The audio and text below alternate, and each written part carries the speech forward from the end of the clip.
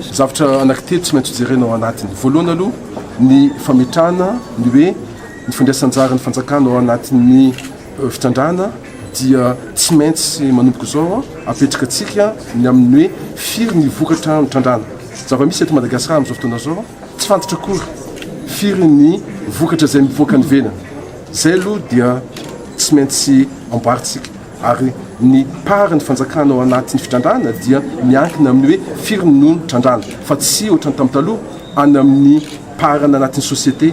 Ny zavatra misy amin'izao fotoana zao raha zany no apetrakatsika raha miteny le orinasa miteny hoe manao fatiantoka foana kanefa ny zava-misy io tsy arena azo avozina ny renan-kibontany rehefa lasa izy dia lasa.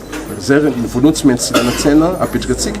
Ny faharoa dia ny hoe inona ny tombontsoa azon'ilay mpitandraka mba isinona ataoko hoe io seram-piarena io masaraka mpamaty sy ohatrany hoe mpitondra vola zay seritra ny fitandrana renan-kibontany. Dia ny fahatelo inona ny tombontsoa azon'ilay vahoaka sy le toerana misy le arenan-kibontany satria tsy rariny loatra ny mahita fa toerana rehetrarehetra misy arenan-kibontany to Madagasikara dia mahatra daholo.